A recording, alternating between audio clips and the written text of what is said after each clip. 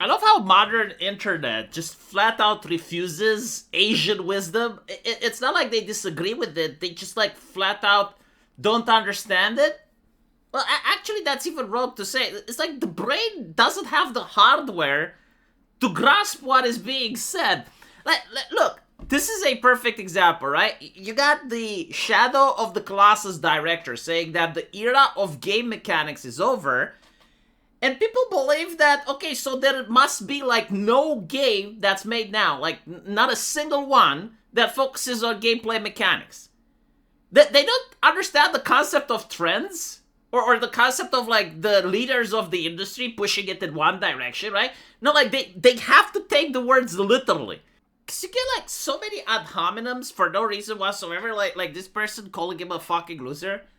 How can he be a loser? Like, he actually created a video game that people around the planet know. Why are you so butthurt over the fact that he has an opinion that disagree with your own? And why are you incapable of expressing why you're upset? This is what the internet is like, you know? It's like someone comes up with a good opinion or a take that maybe other people disagree, and it's like, well, you're a meanie. You know what I mean? You know, like, it's the infantilization of the modern internet user that's concerning. People also say that it's not true, or think about Baldur's Gate. Lamau, the guy who took more than 11 years to finish a game. As if, like, these people have made so many video games and they're experts on all of the problems that can come with game development. You know, like, for instance, a guy quits and he was essential to the production and then everything is backtracked, or maybe you encounter a bug that you catch later on in development and you realize that you have to backtrack a lot and you lose a lot of the production time. Look at this. I think he's just a complete retard. Yes, again, if he is retarded, I want to be like him because he made, again, one of the most popular video games in the industry's history. Like, everyone knows about Colossus. Everyone has heard about it. So, like, to insult this man is bewildering. It's like, bizarre. You can say you disagree with him, you can say it's a bad thing, but, like, insulting him, whatever.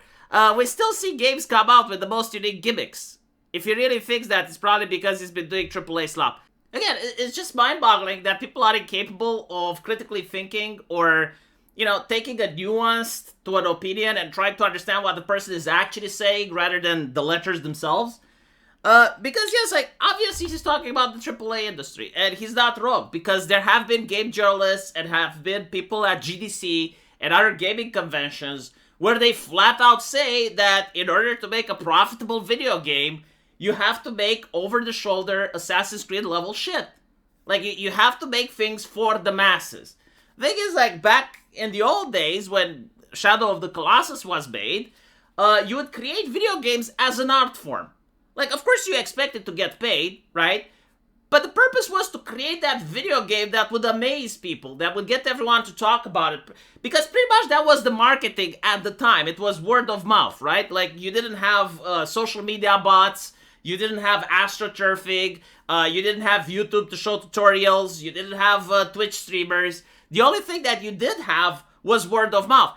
And so, like, creating a game that focused on gameplay mechanics and it was new and interesting could end you with something like Warcraft 3, that's a strategy game which also incorporated RPG elements, and it's one of the best games of all time. Or this one, you know, Shadow of the Colossus, where the entire game is to climb on these large creatures in a very breathtaking-like environment, and that's the gameplay. And it's sold because of word of mouth. Nowadays, no, like, all the video games are slop. They focus on microtransactions. They focus on the marketplace. They focus on trying to milk customer for money. Like, for instance, if you pay $120, you get to play 3 days early type of shit. And that's what people buy. And they actually make more money than the Shadow of the Colossus.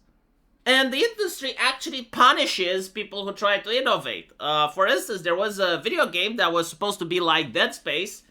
I think it was called Calypso Project or something like that. It's still with zombies in space, but you're in a prison. And they tried the new combat system. And I'm not going to lie, it's shit. but at least they tried it. It focuses on melee, and you have to like dodge left or right. It's a really shit system. But again, like, at least they were trying to do something new, and guess what? Didn't work, right? Like, the risk ended up with them losing, and they lost in the number of tens of millions of dollars. And that's the problem, you know, because modern video games, they cost hundreds of millions of dollars to make, and if it flops, if you don't have the marketplace, if you don't know how to build a customer, you end up losing money, and the investors are unhappy. And this is what he's talking about, and he's absolutely right. It's just like the way that the industry goes when you have, instead of a couple of millions of potential players, you have hundreds of millions. And when you try to satisfy the masses, you don't satisfy the niche. And unfortunately, the niche is where the art was, the niche is where the innovation was. And it's really sad. I don't know what can be done, except, obviously, you know, like, you will have a couple of video games that are out of the box. Some of them, they come from nowhere. Like, for instance, Nikkei, right? Nikkei comes out, it's a phone game, doesn't really even have gameplay, if you think about it. But it's all about, you know, collecting your waifu, and the waifu sits behind the box, and, you know, she fires at the enemies, and the ass jiggles. And that's pretty much the whole video game, right? Like, you don't really move around, you don't really do anything, it's the same mission over and over. But it has good story, and, you know, you can play it on a phone, so, like, when you're at the bus station, or when you're on your way to work, it's relaxing, it burns off time. A lot of people liked it, and so, because people bought it, and people liked it, that's why they managed to do Stellar Blade. Like, they had enough money to fund another video game, and they made Stellar Blade. And so, it does show that it is possible, yes, even in 2025, to create different game mechanics. Like, for some reason, focusing on the aesthetic of the waifu, right? Like making sure that you draw those nice tits so that people can see them jiggle, and they can see, like, the fat on the thighs wiggle as well, and the story was really good. And for some fucking reason, the gameplay was addictive. Like, the repetitive nature of it, and the sound, the reloading of the gun, like, all of that just happened to click. And so it was good enough. It was good enough to actually sell, and it was good enough to start a new game, which is Stellar Blade.